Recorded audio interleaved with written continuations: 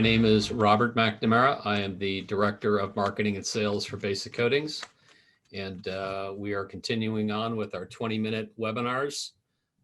We are converting them to once a month, once a day per month.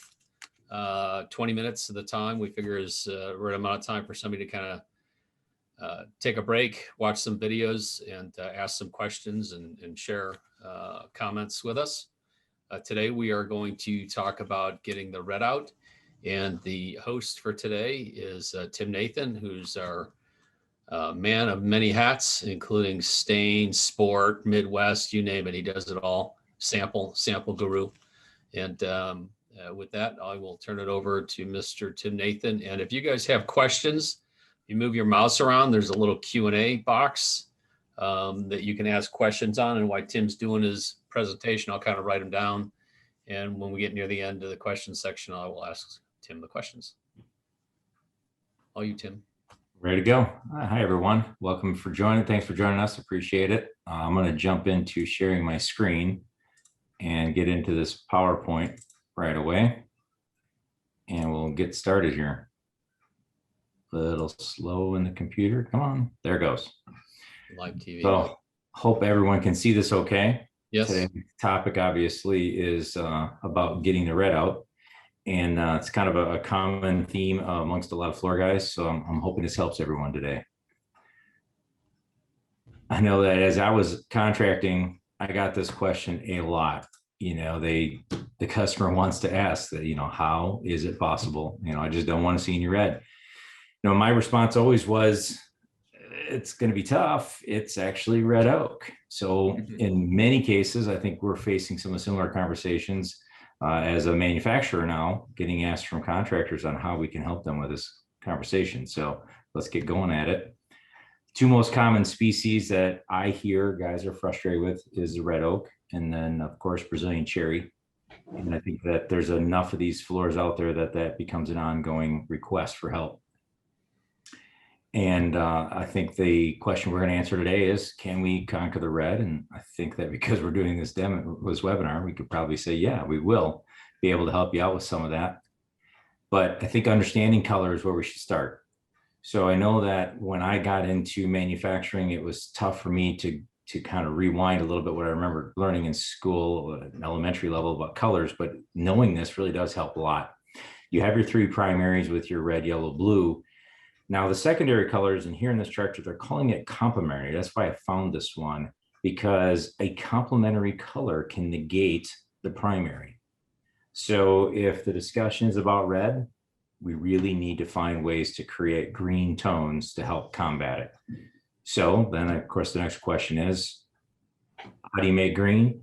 Again, I'm trying to keep things simple because it took me a little bit of memory and research to kind of get back on track with it. But your blue and your yellow are the ways that you hit green. So by mixing your primaries, you can get your secondary tones. So we'll focus today pretty much on blue and yellow because that's where a lot of this conversation regarding red is going to be focused. With hypertone, as you can see, we have the primary colors.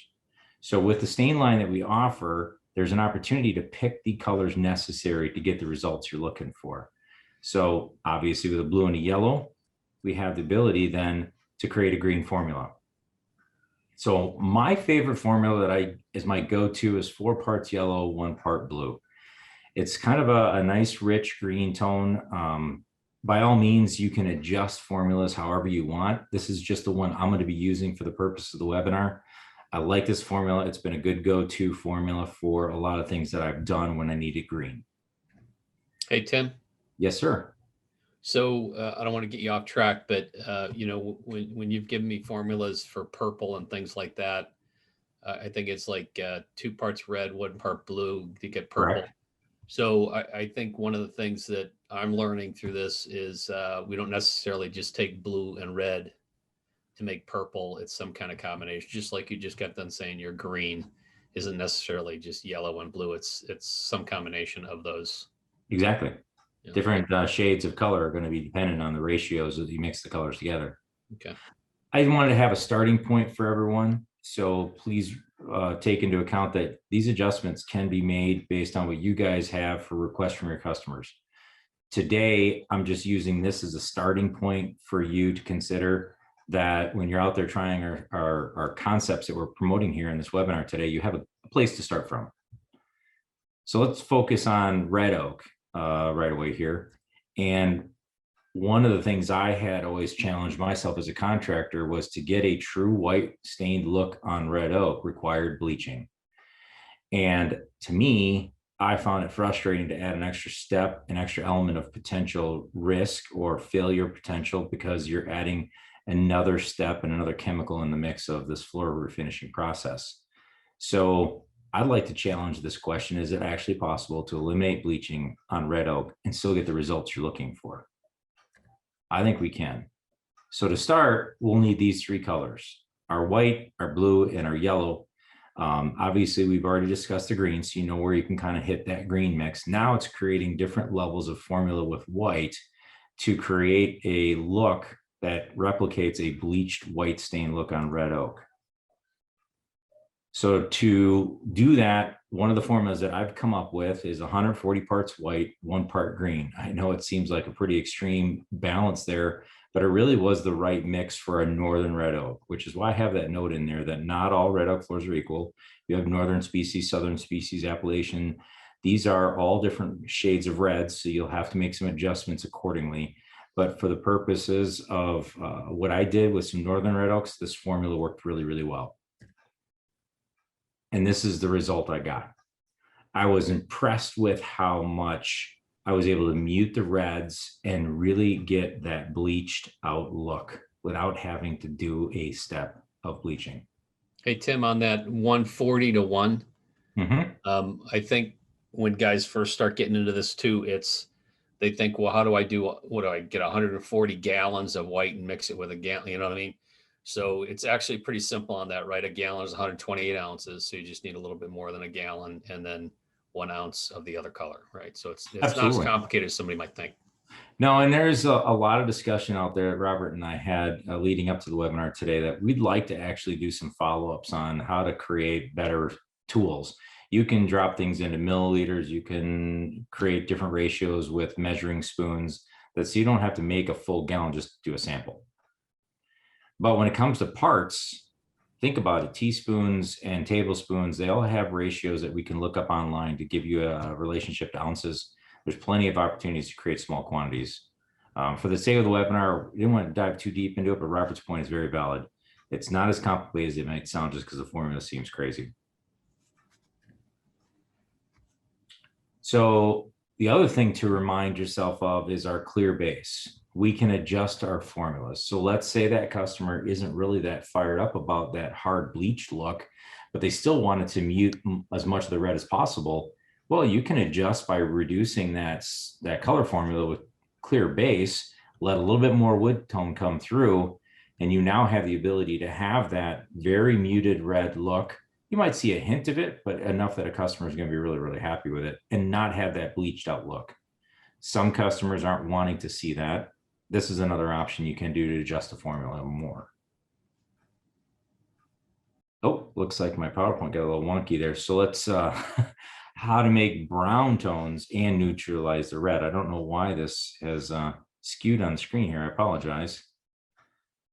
So a touch of an insight into that question: how do we take and stain a wood brown, a red oak brown, and not have the reds come through, especially a light brown, not a dark brown? So it goes back to the pigments. The deepest black pigments and the tones that are achieved with them are based in a dominant blue base. I know a lot of people don't understand that when you take and create color, a lot of it comes from your primaries. So you take all three of your primaries, you can create virtually any color if you really understand them, which I don't fully, so let's not assume anything there, but dark wood stains all have black pigments in them. So when you think about one of our colors, like a provincial, like a tobacco, like an onyx, these are all of our brown stains, there's a certain amount of black pigment in those, and then you add yellow to them, there's a tendency with some that have more black pigments in them, you will get a greenish angle to that stain. So that being said, I could take this formula here with 2 parts onyx, 1 part yellow, and 18 parts clear, because I wanted to have a light brown color when I was all said and done. But I took a picture really quick of the wet stain here so you can see that it has a greenish look to it. Not tremendous, but enough. And at the left side of the picture, you can see that the wood has got quite a pink look to it. But after wiped off, you have a nice traditional brown with no red sneaking through on you. So our desire was to take the onyx and yellow mix, and you can cut it with varying levels of clear base to get this nice varying tones of brown on red oak and still kill the red for you. Now, neutral can be used, but now neutral has some warm tones of pigments in it, so it may alter your formula a little bit. I like using clear base because all it does is reduce the color concentration. It does not alter the color other than lighten it so more wood grain can come through. Let's jump to Brazilian cherry. This is obviously one that's been really challenging because most guys just say, unless you go black, you may not have any other option. I think there is another option, and we've had a lot of success in the field with it. So let's show you what we've been working on. How about a gray? You know, we've been able to take slate and white and create some really interesting gray colors. And I think that a lot of guys have really enjoyed that this option is out there to be able to kill that red and have a nice lighter floor for that customer. I got a little time lapse I did here. I hope it's not too choppy because I want to prove that it's nothing fancy. We're not tricking it. We're basically just taking my slate and white. This happens to be a formula of 6 white, 1 slate. I've sanded the wood to 100 grit. I've water popped it and I stained it. And I didn't realize time lapse would be so choppy, so I apologize for that. But you can see that it's basically just leaving a nice gray color when it's all said and done.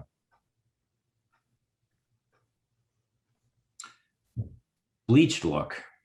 This was something that I thought would be kind of fun to try, and it took me a little while to play around with it. But again, it's back to the white and green combination. On this particular picture, I did 60 parts white with 1 part of that green. Remember, that green is 4 yellow, 1 blue. And occasionally I've had customers go, okay, I want to alter it a little bit. They've added a little slate to give them a little bit of a gray look. They'll add tobacco to give it a little bit more of a taupe look. But what's been interesting is we've been able to get this near bleached out look with just stain. I will say that sanding procedure is a huge factor with any color because it allows more or less of that pigment to penetrate into the wood. So when you're doing your samples, make sure you're not sanding a wood like Brazilian cherry down to 150 grit.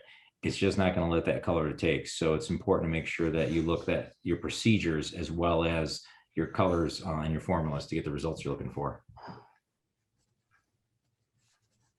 How about a brown on Brazilian cherry? A nice warm brown. I go back to my onyx and yellow combination. Because that color could create a greenish tone, that green helps me conquer the reds in Brazilian cherry, and I'm able to get a nice brown out of Brazilian cherry, muting 98+% of the reds out of it and giving that customer what they're looking for. A brown color, a little lighter, less red. Everyone's happy, and then the customer is willing to really kind of be satisfied that they aren't frustrated with the results when it's all said and done. And that's the key. You get paid on the job. So we also have had a lot of requests to go a little darker in a brown tone, and tobacco is kind of my go-to color. We've played around with small amounts of white to help increase the masking effect it can do. Here's a job site we were working on where we stained it tobacco. Now we've had a lot where they do like 20-to-1, 20 parts tobacco, 1 white. Not enough that it kills the brown angle that you're looking for, but enough that it creates a little more opacity to help mute back the reds for you. I want to venture a little into tinting regarding reds because it's important to cover a hint of it. And the goal was, of course, to answer the question we hear a lot, can you make my red oak floor look like raw white? No, of course you can't. They're 2 different things, but you can get it close. And that's what's been pretty impressive with some things we've done. The great part about having good products that can play well together is we know that hypertone suspends in basic coatings finishes really, really well. And I've been able to take pure matte and tone it with some colors on red oak to really help push that red back. Slate and white tends to be my go-to. Again, I did a little time lapse here that I'm going to follow after, give you my instruction of what I put together. I'll take my slate and white and mix them in a formula of 5 white, 1 slate. Just make up a small amount of it because you don't need much. The goal is to be under, I prefer about 0.5%, which works out to be about 4 teaspoons per gallon. It's a very, very small amount. So it's 0.6 ounces is really what it is. But I want it simple. I don't want a lot of color in there because it makes it hard for application. You can adjust, of course, your formula slightly if you have a really, really heavy red floor. But the less that you have to put in, the better. And of course, make sure that you're taking into consideration that you may want to seal it first before you start tinting. But all those things are things that you need to look at when you're working on that floor. So let's see if this can be fairly quick.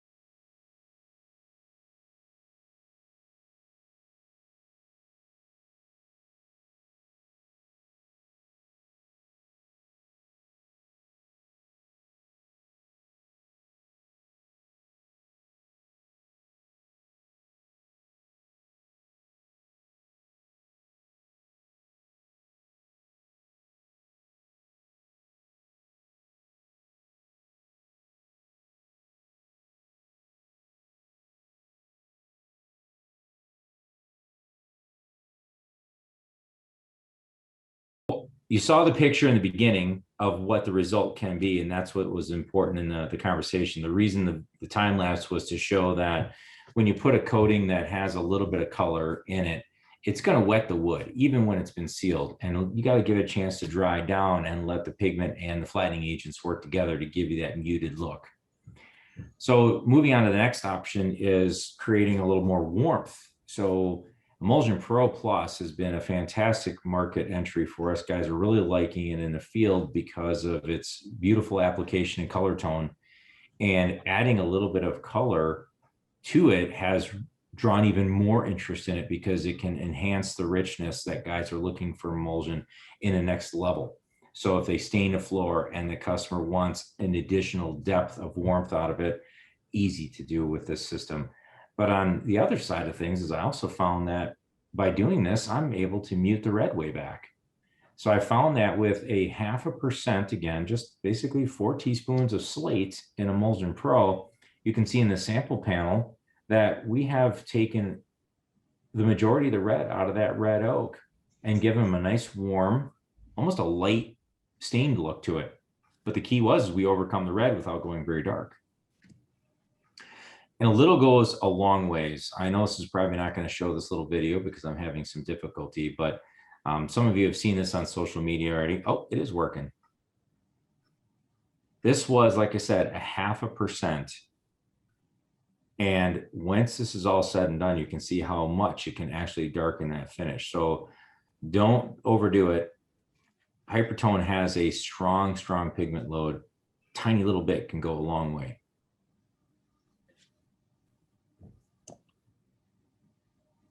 One of the things that Robert and I talk about a lot and want to share with customers is that, when you are applying tinted finishes onto raw or bare stained woods, it can be fairly challenging. The wood is pulling the solvents and the moisture out of the coating, the water content out of it, so it's flashing faster.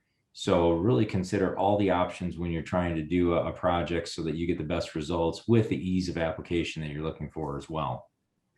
So this was actually a red oak common grade floor in a showroom of a distributor that they asked me to come up with some ways to mute the red out of it. And that image has been shared around a little bit. I think it's drawn a lot of conversation because it did a nice job. And that again was that pure matte with the slate and white mix in it. So I guess I'll just leave it at the end here, having some questions.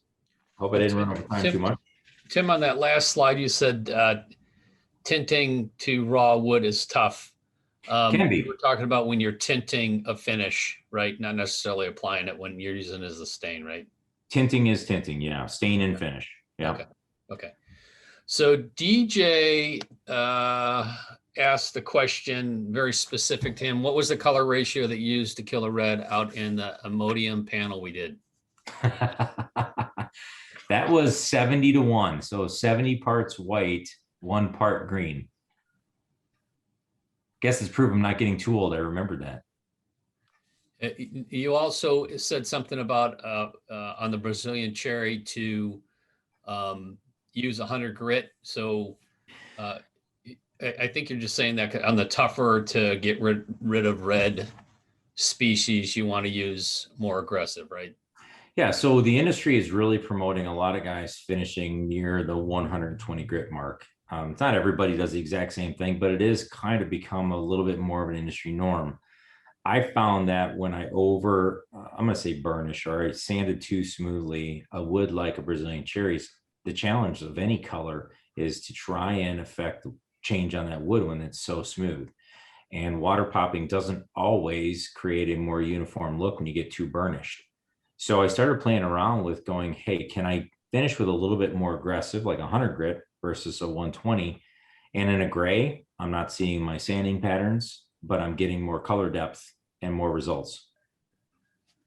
Another question that comes up quite a bit is timing of staining after you abrade the floor. I know that came up a while ago. So you're not changing any of the rules, right? Well, not necessarily, except for exotics, which is a rule that's still out there. So let's reiterate that rule. Exotics have natural oils in them. It is key that when you're sanding and finishing an exotic wood, that once your last sanding procedure is done, you need to have a fairly tight time frame between staining and finishing so that you have proper adhesion. The longer that wood sits after you sand it, the more those oils start to draw back to the surface. And then that way it causes issues with color penetration as well as adhesion to your finish. So I advise guys, if you're doing a really, really large project, you may have to do it in sections in order to prevent that issue. If you can't get it all done in a day's time, as far as this last sanding to staining, you may have some issues with your top coats and your colors being as effective as you want them to be. Another question is what products at Basic Coatings can you tint with the Hypertone? What products? Yeah. Virtually all of them. We do obviously suggest that you got to be cautious if you're going to tint Hydroline Sealer because it's designed to dry very quickly and its nature of application may not be as easy if you put color in it. But technically you can tint any of our coatings. We just recommend tinting top coats over sealers to some degree because they give you more flow and leveling. And then what is the cost of tinting versus staining? Wow, that's a whole nother conversation. Well, I mean, you are saving. It's pretty simple. I mean, I think I did something on that a couple of weeks ago. If you buy a gallon of stain at $100 and it goes 800 square foot, But I think the conversation also to be, you can't replace staining with tinting. Mm-hmm. You can't. Now, there might be a few cases here and there where they're very, very subtle color that it satisfies the customer. But to get that gray look on a Brazilian cherry floor, you're not going to do that with tint coats. That has to be done with stain directly to wood. So there are cases when tinting finishes are the solution, and there are cases when staining the floor directly has to be the solution. Okay. And then if you're using it as a tint, it's really, it's ounces. It's probably like $3. Even if you use it 5 to 10%, it's like $3 of stain on top of whatever your finish cost is. Very, very little cost with tinting. Yeah. So pretty competitive. Well, with that, we're certainly past our time allotment. Tim, do you have a slide that shows your contact information by any chance or no? I do not. I apologize. I should have thrown that at the end. Yeah. What's your email address for everybody? So my email address is tnathan, Nathan, at basiccoatings.com. 2 C's, basiccoatings.com. Okay, so with that, we'll end the presentation like we do on all these things. We do have a floor of the month, floor of the year contest going on. There's actually 2 of them. One is sport, the other one is residential commercial. All you have to do is take pictures and go on Instagram and tag it with #WoodFloorProud, and you're automatically entered into the contest. If you win the contest, you get $250 worth of free basic coatings material, world-renowned fame and fortune, and you're automatically entered into the Floor of the Year contest. And the Floor of the Year contest this year, the sport contractor is going to get a custom painted tape machine. And for the commercial residential guy, it's one of the Primatech nailers that go up against the wall. Yeah. So with that, if you have any other questions, feel free to reach out to me or Tim Nathan or your local basic coatings regional manager, and we'll do our best to get back to you. If you like these presentations, tell other people about it. And we appreciate everybody's time today. Thanks, everyone.